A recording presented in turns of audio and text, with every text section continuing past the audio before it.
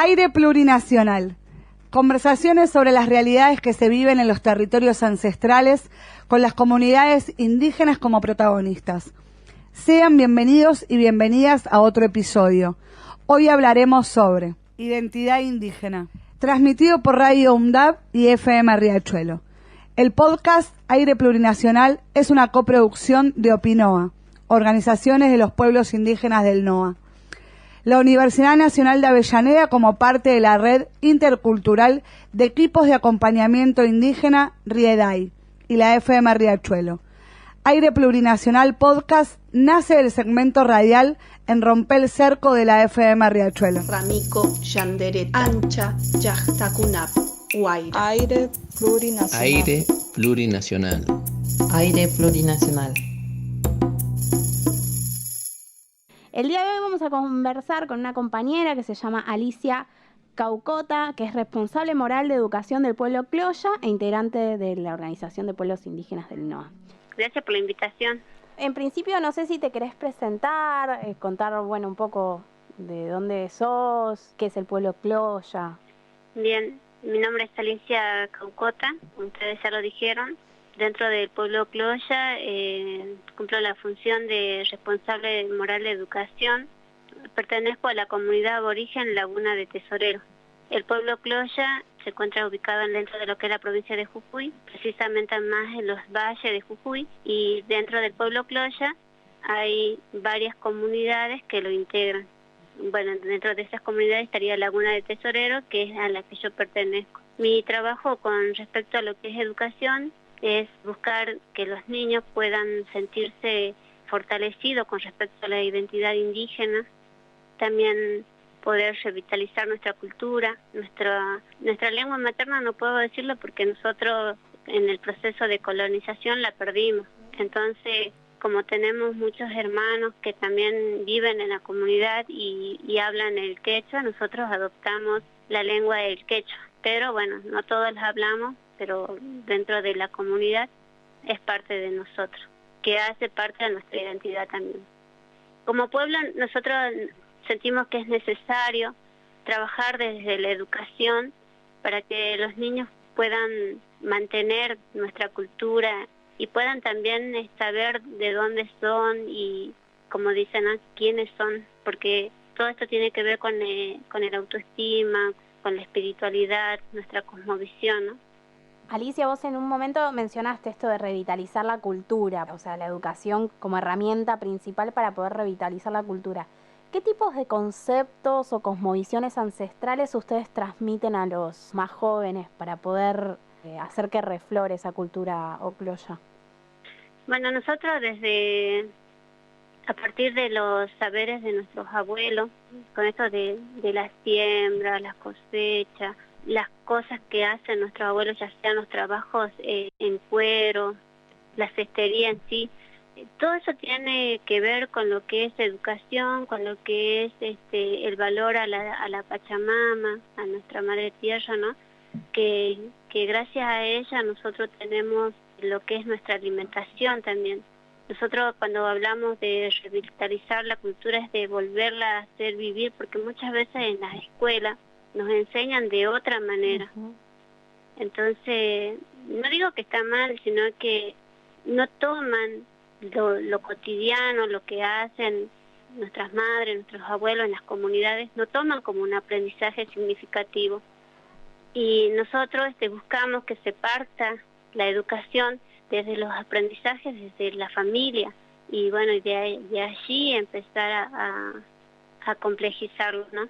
Nos parece que es necesario que ellos vean que lo que hacen en la casa, que lo que hace la mamá, que lo que hace el abuelo, el padre, es importante, ¿no? Porque si nosotros no podemos saber todo lo que es el diseño curricular, tiene que ver con esto, lo que es lo que hacemos nosotros en las comunidades, lo que hacemos ya sea en la casa, ¿no? Y tiene que, yo creo que eso también tiene que dar lugar a que el niño pueda sentirse identificado, ¿no? Estaba pensando en que vos decías que hay como que retomar de alguna forma estas prácticas que tiene la familia y que la educación parte de ahí, ¿no? Y pensaba, ¿qué tipo de valores se transmite en ese círculo familiar? Uno de los valores que puede ser más idéntico a lo que se habla en la escuela sería el trabajo recíproco, ¿no? Que en la escuela nosotros decimos el compañerismo, o si no la minca, que nosotros, por ejemplo, hoy en día, en este tiempo, donde todas las familias están sembrando en los rastrojos, ya sea maíz u otra semilla, y lo hacemos en forma familiar, con la ayuda de los vecinos, para poder apresurar un poco más el sembrado, ¿no? Y ayudarse de unos a otros. Entonces creo que si nosotros dentro de la escuela aplicamos estas técnicas, estas teorías que nosotros tenemos, este saber ancestral de empezar a trabajar más en grupo, o digamos más en equipo que en grupo, ¿no? Viendo las necesidades de los demás y ayudándonos desinteresadamente, creo que es que nos ayudaría a crecer, ¿no? Como personas, porque desde nuestra condición nosotros siempre vemos el trabajar en beneficio de nuestra Pachamama, siempre viendo la manera de cuidarla, porque ya sabemos bien que en muchos lugares de nuestro país y del mundo, lamentablemente nuestra Pachamama está siendo muy dañada, y hoy más con los incendios forestales que estamos teniendo acá en Jujuy, lamentablemente nuestras plantas nativas y nuestros animales nativos se están extinguiendo, y son cosas que a nosotros nos entristece porque sabemos que no lo vamos a poder recuperar, y así cosas como esa, hay muchas otras cosas que nosotros, si no las cuidamos, lo vamos a ir perdiendo. Pensaba en esto que decías, ¿no? Que estaría bueno que esto se incorpore en la escuela. Nosotros hace 2 semanas más o menos tuvimos la oportunidad de hablar con Margarita, que es responsable moral ahí del pueblo Cloya también, de salud.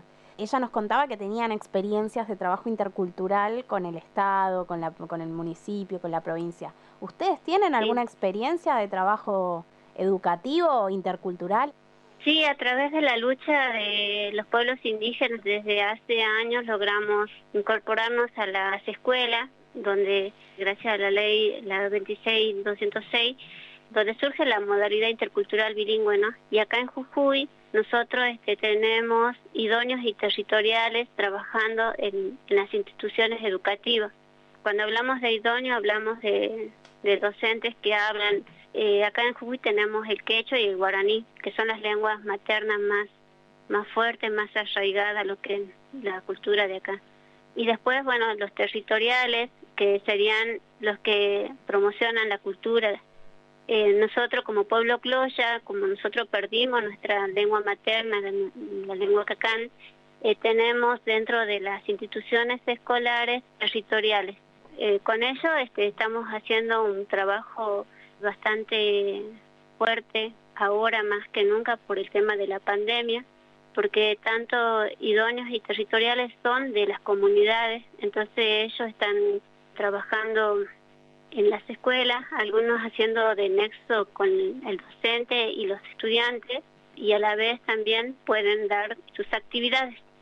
Y dentro de las actividades con las que están trabajando, podemos decir que están trabajando con la medicina ancestral, nuestra soberanía alimentaria, ¿no? que tiene mucho que ver en esto de la pandemia, porque si no nos alimentamos bien, no podemos hacerle frente. Con respecto a lo que es la medicina ancestral, tuvimos experiencia en comunidades donde los hermanos se encontraban aislados y el COE no llegaba, ¿no? a estos lugares, ni tampoco llegan los médicos, nadie, ¿no? Entonces, ¿qué hicieron? Recurrimos a la medicina ancestral. Y eso ayudó mucho, porque al principio los hermanos se encontraban con mucho miedo y bueno, tampoco había transporte urbano que pueda ir desde la comunidad hasta la ciudad para poder buscar mercadería, nada, ¿no? Entonces, verse un poco solos hizo que se vuelva a lo que es más lo nuestro, ¿no? Empezar a verse entre hermanos, comunicarse entre hermanos, trabajar más, ¿no? Y bueno, recurrir a esto de lo que nos da nuestra Pachamama, que es nuestra medicina ancestral, y empezar a reconocerla, porque algunos como que estaban olvidando para qué servía ciertas hierbas, y esto ha empujado, o como puedo decirlo, ha hecho que los hermanos vuelvan a reconocer nuestra medicina. Qué interesante, ¿no? Como ante una situación medio de emergencia donde de alguna forma está desatada porque el sistema occidental no da respuestas, digo, hace lo que vos mencionabas hace un rato, que es aniquilar los bienes naturales y todo, se vuelve como a las raíces, a esto que decís vos, a la medicina ancestral, y son los mismos pueblos los que resuelven su salud, su educación, bueno, las diferentes dimensiones de la vida, ¿no? Sí, sí, nosotros somos conscientes que las leyes están, pero no se las cumple. Entonces buscamos siempre solución entre nosotros, porque esperar de que el Estado nos solucione los problemas, no creo que es mejor que nosotros empecemos a surgir solos, o digamos, nosotros siempre surgimos con la fuerza que tenemos, ¿no? Con nuestras energías, con las energías que nos da nuestra Madre Tierra.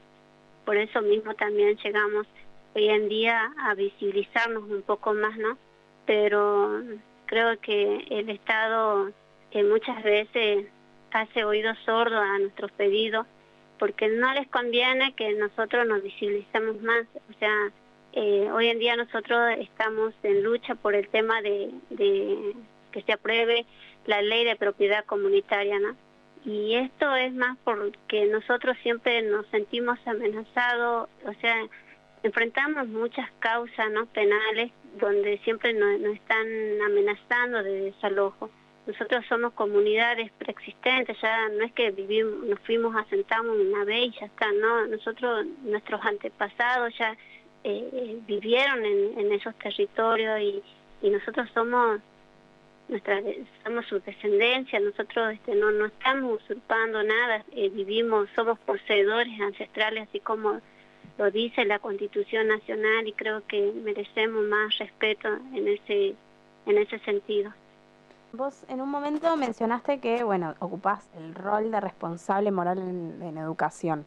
¿Cómo llegaste a eso? ¿Qué tipo de vida tuviste, o qué tipo de enseñanzas tuviste de tus mayores como para llegar a tener ese cargo? En primer lugar, mi abuela, ella es descendiente de Laguna de Tesorero, y bueno, ella tenía su parcela, o vivía en un sector del territorio, pero que no está en Laguna.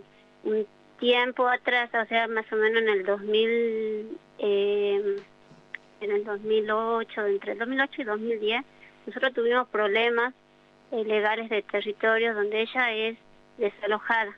Yo desconocía en sí todo lo que son los derechos indígenas, ¿no? Porque ya la ley estaba. A mi abuela la desalojan, bueno, a todos nosotros, mis tíos, todos. Para mí fue fuerte, porque ver esto de quedarnos sin territorio, con los animales, con las cosas en mano, fue fuerte, ¿no? Entonces empecé a buscar, o sea, a ver qué otra solución hubiésemos podido tener. Y ahí me encontré con hermanos que sabían que estaban en la lucha, y bueno, y uno muchas veces por desconocer le suceden estas cosas, ¿no? Entonces empecé a interiorizarme más y empecé a conocer más sobre de dónde venía yo, de cuáles eran mis orígenes. Mi mamá, ella es del pueblo Atacama, y mi papá, bueno, del pueblo Cloya. Entonces empecé a reconocer mis raíces y empecé a introducirme más en lo que es la educación, porque en sí yo soy docente maestra de grado, y me gustó más trabajar con nuestra cultura, y empecé a darle más vida a lo que yo sentía, ¿no? Y bueno, a reconocerme más como Cloya que como Atacama, porque al principio me sentía más como Atacama. porque mi mamá siempre me hablaba de su pueblito, pero yo no conocía su pueblito, conocía más lo que era el mundo de mi papá. Y bueno, y así empecé a llegar más a los hermanos y bueno, hoy estoy acá en la asamblea, se consensúa todo eso, o sea, siempre estoy participando, siempre estoy con ellos, más en el área de educación, ¿no? Y también trabajé como territorial. Y Alicia, en ese de reencontrarte con tu identidad ucluya, ¿qué sentiste? ¿Qué te pasó por el cuerpo en esto de conectarte con tus orígenes? Para mí fue emocionante, sí, porque fui descubriendo mis raíces. Por ejemplo, que mi bisabuelo, cuando él sentía la necesidad de que en Laguna haya una escuela, él empezó bueno, esos fueron comentarios de los abuelos de la comunidad, ¿no? Empezó a hacer nota para solicitar al ministerio que se cree una escuela, ¿no? Porque los niños de ahí, tanto de Laguna como de los otros lugares que tiene el pueblo Cloya, debían viajar más de 5 horas para ir a una escuela. Entonces él quería que se cree una escuela en ese lugar. Y bueno, con el tiempo se logró eso, pero para eso también él puso su casa, ¿no? O sea, su casa fue la primera escuelita. Y en ese tiempo fue una escuela rancho, era la escuela rancho número 160. Y bueno, todo eso que empecé a descubrir, que empecé a conocer sobre lo que hacían mis bisabuelos, mis abuelos, todo, me dio mucha emoción. Y eso me impulsó a seguir y por eso estoy. Y creo que los niños cuando conocen cosas que los padres, que los abuelos fueron haciendo, les llega más, ¿no? Y son cosas valiosas. Alicia, ¿cómo es la enseñanza a los niños, ¿no? Con esto, ¿cómo le van enseñando esas historias para que eso no se corte, me imagino, ¿no? Para que esa historia pueda seguir avanzando de generación en generación.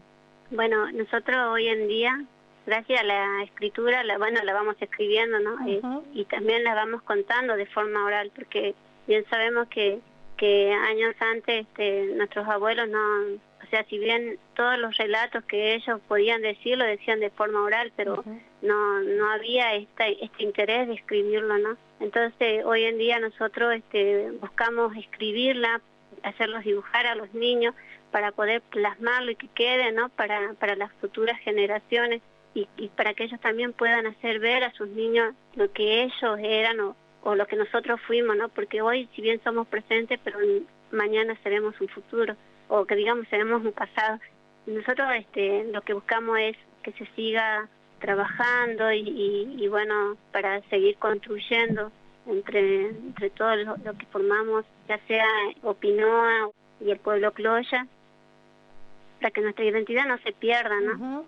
Que no se pierda esa historia, porque ya bastante hicieron con querer corrernos de la historia, con querernos sacar de eso y no pudieron, ¿no? Pero es importante esa historia que necesitamos, que nunca uno tiene que perder los orígenes de dónde viene, ¿no? Porque si no uno se pierde en la vida. Nosotros, por ejemplo, siempre decimos, o sea, hoy en día dicen, no, el gobierno hizo, pero siempre detrás de eso, de todo lo que se hizo, está nuestra familia, ¿no? Que siempre ha puesto su granito de arena, que quizás nunca ha sido nombrado porque tampoco ha sido contado de esa manera, ¿no? Nosotros tratamos de construir a través de los diálogos de los abuelos los hechos reales y bueno, y poner quienes participaron. Por ejemplo, tuve la oportunidad de escribir uno de los diálogos que nos dejó don Narciso López, que fue malonero en su tiempo acá en Jujuy, y bueno, pude escribirlo y la verdad que es emocionante escuchar cómo él redacta, ¿no? De cómo vivió en ese tiempo de Perón, cómo lo llevaron, cómo volvieron y quiénes participaron también, ¿no? Y muchas veces desconocemos que son nuestras propias familias las que estuvo involucrada, ¿no? Entonces empezar a conocer también esa parte es importante. Alicia, ¿alguna historia que te haya quedado latente de tus familiares, de tus abuelos, que uno la recuerde, que uno por ahí siempre te lleva a acordarte de eso como una guía de horizonte. ¿Podés contar alguna? Lo que tengo un poco así más latente son las cosechas que hacía con mi abuela. La cosecha de maíz cuando sabíamos llegar en el tiempo de verano a su casa y empezar a cosechar el maíz. Y bueno, y en las noches, ¿no? De cuento que ella siempre hacía ahí alrededor del fogón, empezar a contarnos mientras comíamos choclo con queso. La verdad que mi abuela, ella es una mujer muy sabia, que bueno, hoy en día tiene 94 años y la verdad que me emociona mucho recordar en aquellos tiempos cuando compartíamos con ella. Hoy en día no la tengo acá, está en Tucumán. Bueno, por tantas cosas que han pasado, ¿no? Le mandamos un fuerte abrazo Sí. a la abuela con tanta historia. Después te vamos a enviar el recorte a ver si lo podemos hacer que la escuche también. Bueno, gracias. Bueno, Alicia, te agradecemos mucho que hayas tenido el tiempo de atendernos. La verdad es que ha sido una charla que de alguna forma fue muy íntima y muy reveladora. La verdad es que nos hace pensar en un montón de cosas, ¿no? Como siempre hacen ustedes, estas formas que tienen de hacer, de pragmatismo con el que de alguna forma educan a los chicos respecto de los valores y la cultura, los haceres culturales. La verdad que es conmovedor y a la vez muy gratificante y nada, te dan ganas de llevarlo adelante. Así que gracias por compartir todo lo que compartiste con nosotras. Te agradecemos muchísimo que hayas tenido el tiempo de atendernos, así que nada, nos vemos la próxima. Bueno, gracias a ustedes y bueno, cuídense, nos cuidamos. Un saludo, Igualmente. ustedes también.